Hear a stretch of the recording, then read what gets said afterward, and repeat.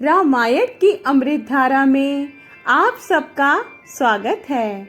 सभी सुनने वाले सज्जनों को जय सिया राम जी।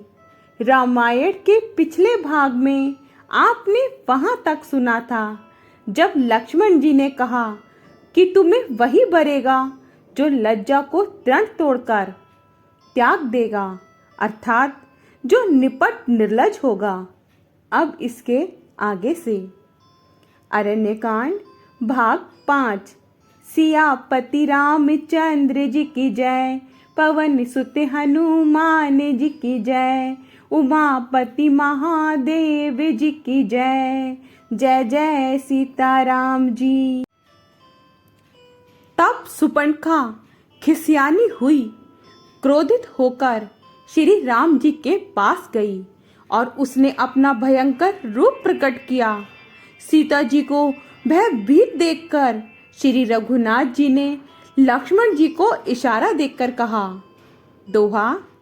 लक्ष्मण अति लाघव सो, नाक कान बिनु कीनी, ताके कर रावण कहे, मनो चुनौती दीन। सियापति रामचंद्र जी की जय, मनो चुनौती दीन। सियापति रामचंद्र जी की जय। लक्ष्मण जी ने बड़ी फुर्ती से उसको बिना नाक कान की कर दिया, मानो उसके हाथ रावण को चुनौती दी हो। बिना नाक कान के वह विकराल हो गई। उसके शरीर से रक्त इस प्रकार बहने लगा मानो काले पर्वत से गेरू की धारा बह रही हो। वह बिलाप करती हुई खरदूषण के पास गई और बोली, हे भाई, तुम्हारे पौरुष वीरता को धिक्कार है, तुम्हारे बल को धिक्कार है। उन्होंने पूछा। तब सुपर्णखा ने सब समझाकर कहा। सब सुनकर राक्षसों ने सेना तैयार की। राक्षस समूह झुंड के झुंड दौड़े। वे अनेकों प्रकार की सवारियों पर चढ़े हुए तथा अनेकों आकार सूरतों के हैं। वे अपार हैं और अनेकों प्रकार के असंख्य भयानक हथियार धारण किए हुए हैं। उन्होंने नाक कान कटी हुई अमंगल रूपणी शूर्पणखा को आगे कर लिया। अनगिनत भयंकर अशगुन हो रहे हैं, परंतु मृत्यु के वश होने के कारण वे सब के सब उनको कुछ गिनते ही नहीं। गरजते हैं, ललकारते हैं और आकाश में उड़ते हैं। सेना देखकर योद्धा लोग बहुत ही हर्षित होते हैं।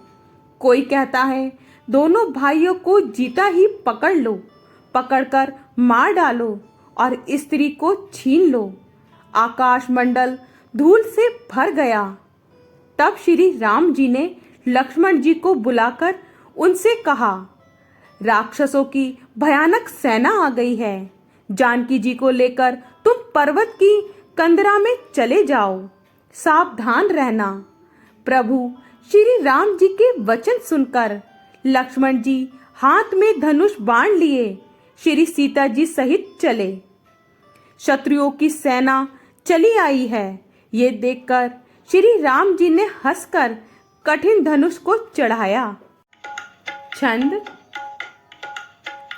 कौदंडे कठिन चढ़ाई, सिर जट जूटे बाधत सोह क्यों, मरकत सयल पर लरत दामिनी, कोटि सो जुग भुजग ज्यों, कटि कसी निशंग विशाले, भुज गही चाप विसिख सुधारि के, चितवत मनहु मृगराज, प्रभु गजराज घटा निहारि के, गजराज घटा निहारि के।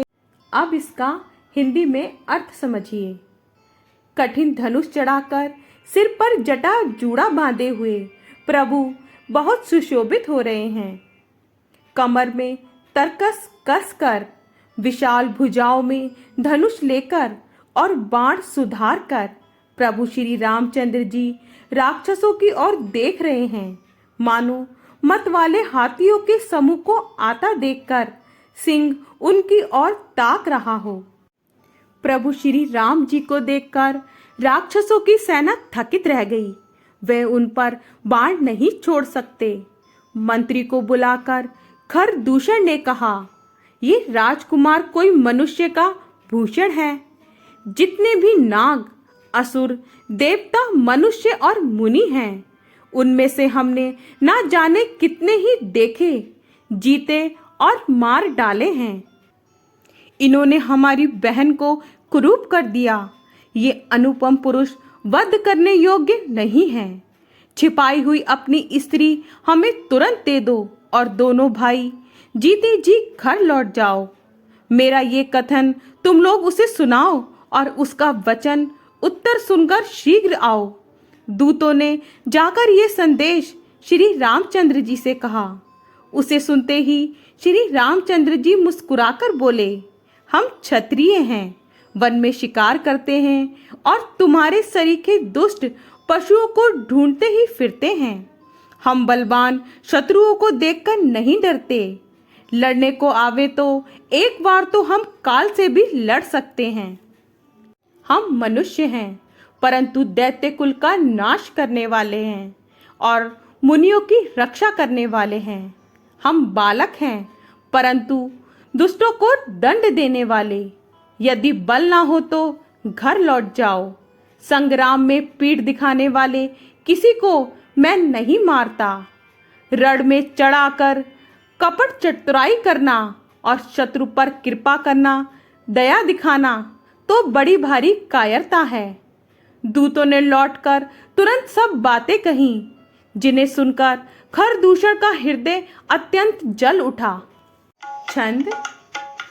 उर्देऊ कहेऊ कि धरऊ धाई, बिकटे भटे रजनी चरा, सर चापे तोमर शक्ति शूल, कृपाने परिध पर सुधरा, प्रभु की नी धनुष टकोरे, प्रथम कठोर घोर भयावहा, भय बधिरे व्याकुल जातु धान, ना ज्ञान तेहि अब सर रहा, ना ज्ञान तेहि अब सर रहा। अब इसका हिंदी में अर्थ समझिए। खरदूषण का हृदय जल उठा। तब उन्होंने कहा, पकड़ लो, इन्हें कैद कर लो। ये सुनकर भयानक राक्षस योद्धा बाण, धनुष, तोमर, शक्ति, शूल, बर्छी, कृपाण, कटार और फरसा धारण किए हुए दौड़ पड़े। प्रभु श्री राम जी ने पहले धनुष का बड़ा कठोर, घोर और भयानक टंकार किया, जिसे सुनकर राक्षस बहरे और व्याकुल हो गए। उस समय उन्हें दोहा, सावधान होई धाये, जानी सबल अराती, लागे बरसन राम पर, अस्त्र शस्त्र बहु भांति, सियापति रामचंद्र जी की जय। अस्त्र शस्त्र बहु भांति, सियापति रामचंद्र जी की जय। फिर वे शत्रु को बलवान जानकर सावधान होकर दौड़े और श्री रामचंद्र जी के ऊपर बहुत प्रकार के अस्त्र शस्त्र बरसाने लगे। श्री रघुवीर जी ने उनके हथियारों को तिनके के समान टुकड़े टुकड़े करके काट डाला। फिर धनुष को कान तक तान कर अपने तीर छोड़े। तब भयानक बाण चले। अत्यंत तीक्ष्ण बाणों को देखकर राक्षस वीर पीठ दिखाकर भाग चले। तब खरदूषण और तिसरा तीनों भाई क्रोधित होकर बोले, जो रण से भागकर जाएगा उसका हम अपने हाथों वध करेंगे। तब मन में मरना ठानकर भागते हुए राक्षस लौट पड़े और सामने होकर वे अनेकों प्रकार के हथियारों से शत्रु को अत्यंत कुपित जानकर प्रभु ने धनुष पर बाण चढ़ाकर बहुत से बाण छोड़े, जिनसे भयानक राक्षस कटने लगे। उनकी छाती, सिर, भुजा, हाथ और पैर जहां तहां पृथ्वी पर गिरने लगे। बाण लगते ही वे हाथी की तरह चिंघाड़ते हैं। उनके पहाड़ के समान धड़ कट कट कर गिर रहे हैं। योद्धाओं के शरीर कटकर सैकड़ों टुकड़े हो जाते हैं। वे फिर माया करके उठ खड़े होते हैं। आकाश में बहुत सी भुजाएं और सिर उड़ रहे हैं तथा बिना सिर के धड़ दौड़ रहे हैं। चील, कौवा आदि पक्षी और सियार कठोर और भयानक कट कट शब्द कर रहे हैं। आगे का भाग कल। जय सिया राम जी। आपको पसंद आए तो लाइक शेयर कमेंट्स कीजिए और हमारे चैनल को सब्सक्राइब कीजिए। जय सिया राम जी।